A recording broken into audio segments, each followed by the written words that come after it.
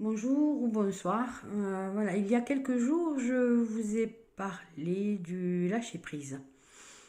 Depuis, ça a généré pas mal de questions que l'on m'a envoyées, euh, auxquelles certaines, j'ai pas pu répondre à tout le monde, mais du coup, je me suis dit que effectivement, c'était assez incomplet ce que je vous avais dit.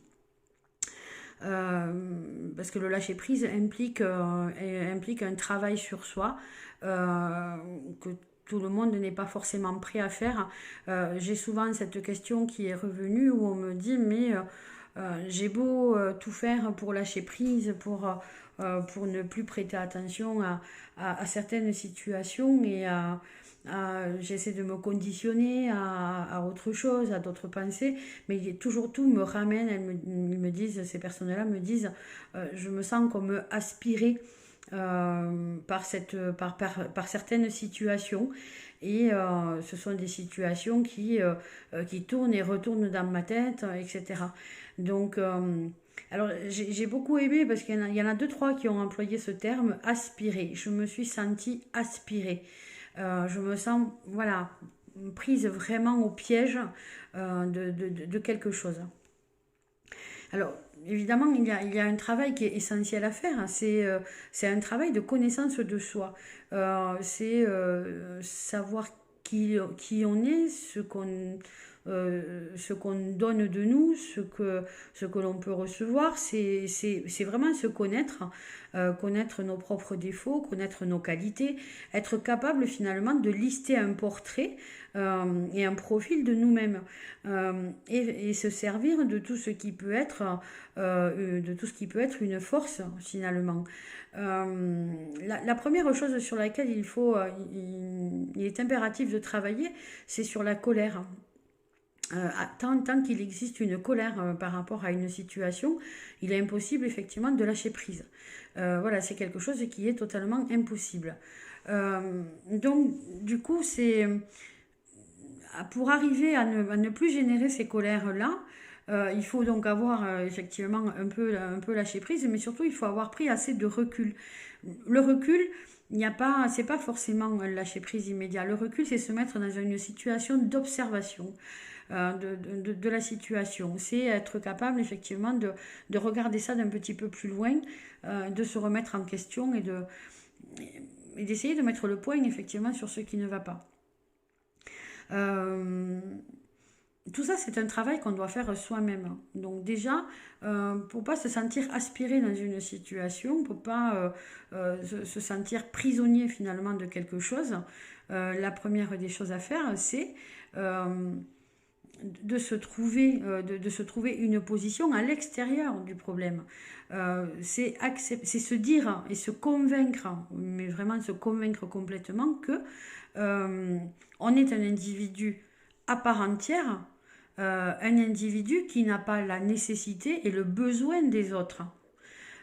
Tout ce qui se passe autour de soi, donc les personnes que l'on rencontre, les amis, les copains, les connaissances, les amours, tout ça c'est un plus, c'est quelque chose qui vient se greffer à vous, mais c'est pas quelque chose qui reste figé et qui est statique. Vous restez une personne, un individu à part entière qui est complètement indépendant des autres. Vous n'êtes pas, vous devez trouver à l'intérieur de vous ce qui fait votre colonne vertébrale. Quand vous aurez fait ça, quand vous saurez qui vous êtes exactement, vous pourrez prendre assez de recul pour pouvoir analyser la situation, savoir où est-ce que vous vous trouvez, vous, par rapport à la situation, et ainsi lâcher prise. C'est être capable de décrocher, c'est être capable d'être observateur d'un problème. Et c'est surtout ne pas être dépendant de qui que ce soit d'autre pour pouvoir prendre une décision de recul. Voilà, c'est être capable soi-même de le voir. C'est-à-dire que souvent on vient vers moi avec ce genre de questions-là et je suis obligée de dire aux personnes, mais prenez du recul. C'est-à-dire que beaucoup de gens n'ont pas conscience que le premier problème, en fait, de la difficulté qu'ils traversent, c'est parce qu'ils ne sont pas capables de prendre du recul face à une situation. Et c'est que comme ça, en fait, hein, qu'on peut arriver vraiment à lâcher prise, puisque en prenant du recul, on voit où est le problème, on voit qu'il ne vient pas de nous ou qu'il vient de nous, et à partir de là, on peut corriger les choses si ça vient de nous. Si ça vient pas de nous, ben dans ces cas-là, on s'en détache, puisqu'on n'a plus rien à voir avec cette situation-là. Euh, je vais vous donner un exemple. Voilà, un exemple, par exemple, un exemple d'une personne qui était très très proche, qui a une relation très très fusionnelle sur un plan amical et qui a sa propre identité, évidemment. Chacun des deux a sa propre identité, mais il y en a un des deux qui est dépendant de l'autre. Voilà, c'est-à-dire que même quand ça va mal dans sa vie, je sais pas, on va l'appeler Alex, voilà, quand ça va mal dans la vie d'Alex, euh, il ne va pas se remettre en question lui, il ne va pas essayer de voir qu'est-ce qu'il peut faire lui ou qu'est-ce qu'il peut avoir lui pour effectivement prendre du recul face à une situation, pour y trouver une solution. Non, il est dépendant de la pensée de l'autre personne qu'on va appeler, voilà, on va l'appeler Mélanie. Donc on va et donc c'est-à-dire que cette personne, Alex, ne va jamais pouvoir prendre du recul sur sa vie, se reconstruire, se structurer. Il ne va pas pouvoir non plus faire de projet tant qu'il sera dépendant euh, et aspiré finalement dans l'esprit et dans la décision, dans les décisions de Mélanie. Alors, c'est pas, il y en a qui vont comparer ça à une situation de dominant et de dominé. Non, ça n'a rien à voir. C'est tout simplement lié au type caractériologique d'Alex. Voilà, c'est quelqu'un qui a été blessé, qui a énormément souffert dans sa vie et qui finalement croit et est persuadé que s'il est sorti de toutes ces situations de sa vie, c'est grâce justement à Mélanie, par exemple, entre autres. Et que ce n'est pas grâce à lui. Il n'a pas conscience que s'il s'en est sorti, ce n'est pas grâce à Mélanie. C'est parce que justement, à un moment, il a été capable de prendre un peu de recul et de se dire, mais j'ai ça qui ne va pas dans ma vie. Et le problème, c'est que quand il a vu, qu'en ayant pris ce recul, il a vu que quelque chose n'allait pas dans sa vie, il ne l'a pas pris comme quelque chose pour lui, mais quelque chose qu'il devait résoudre grâce effectivement au lâcher-prise ou au recul de Mélanie. Donc il y a une forme de dépendance finalement qui n'est pas logique. Voilà, c'est-à-dire que on se retrouve dans une situation où cette personne perd son individualité et donc est complètement incapable effectivement et de faire les deuils de sa vie, puisque du coup Alex ne les a pas fait, puisque cette personne, cette Mélanie, donc ne peut pas faire ça à la place d'Alex. Donc Alex n'a pas fait ses deuils, Alex n'a pas réparé ses émotions, Alex aujourd'hui n'est pas défini par des projets de vie. Alex, voilà, est complètement dépendant de sa non-action et de sa non-conscience de son état, de son individualité. Voilà.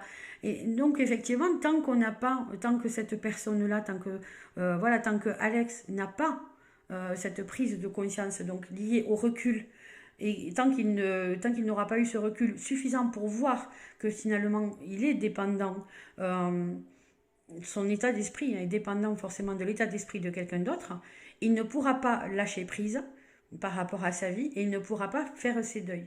Donc c'est quelqu'un qui va rester embourbé dans une certaine situation, dans un état émotionnel toxique. Il s'intoxique lui-même.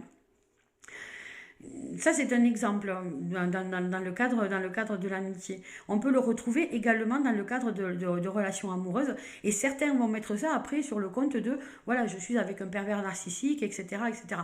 Non, le pervers narcissique, je ne dis pas que ça n'existe pas, mais à partir du moment où chacun ou chacune a conscience de sa propre individualité, en a le contrôle et est capable de prendre ce recul, et donc pourra lâcher prise et pourra se sortir de tout. C'est un état de sagesse finalement, c'est pouvoir accéder à sa spiritualité, à sa profondeur, à ses pensées, à ses valeurs, à tout ça, à tout ce qu'on a à l'intérieur de soi, pour pouvoir justement faire face à ces situations-là, s'en sortir tout simplement. Arriver à lâcher prise vis-à-vis d'un pervers narcissique, C'est tout à fait possible. Je veux dire, à partir du moment où on reprend le contrôle de ses propres émotions, le pervers narcissique ne nous attaquera plus et ne vous touchera plus. D'accord.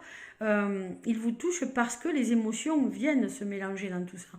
Donc, d'où l'intérêt de lâcher prise. Recul, observation, lâcher prise, et on peut faire le deuil et on peut couper des situations. On peut mettre un frein à des situations et ainsi reprendre le contrôle de notre propre vie. Je ne sais pas si ça a été beaucoup plus clair, mais par rapport à ça, n'hésitez pas, faites toujours pareil, vous me posez vos questions, donc pas forcément sous la vidéo sur YouTube, mais vous pouvez le faire donc sur ma page comme vous le faites habituellement, et on essaiera de revenir là-dessus. C'est important, c'est-à-dire que moi j'ai un travail de médium, donc je vais pouvoir vous donner des réponses concernant votre avenir ou concernant effectivement des projets que vous avez, mais je peux aussi effectivement vous accompagner dans ce processus d'accès à votre spiritualité, à votre intérieur, à votre individualité pour vous aider à faire face à pas mal de choses. Ce qui fera qu'au bout d'un moment, vous n'aurez plus besoin de moi d'ailleurs, puisque vous aurez vous-même les réponses à l'intérieur de vous. Et ainsi, bon, voilà, vous aurez un total contrôle de votre vie, de votre existence. Donc si on peut faire ça ensemble, pourquoi pas? Alors, pour mes détracteurs, parce qu'évidemment il y en a, je vous fais grâce un petit peu de tout ce qu'on me dit, je n'ai pas la science infuse, je n'ai pas la connaissance de tout, je n'ai pas toutes les solutions, je n'ai pas toutes les réponses non plus. Beaucoup de choses dont je vous parle sont issues de mes expériences moi personnelles, et de la manière dont elles en sont, dont je m'en suis sortie, ou dont effectivement la façon dont j'ai pu résoudre également certains problèmes.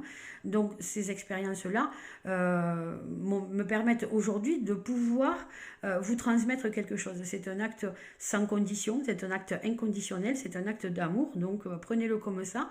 Après, ceux qui pensent que je me la pète, écoutez, tant pis, vous n'êtes pas obligé de regarder, vous n'êtes pas obligé de commenter non plus. Voilà.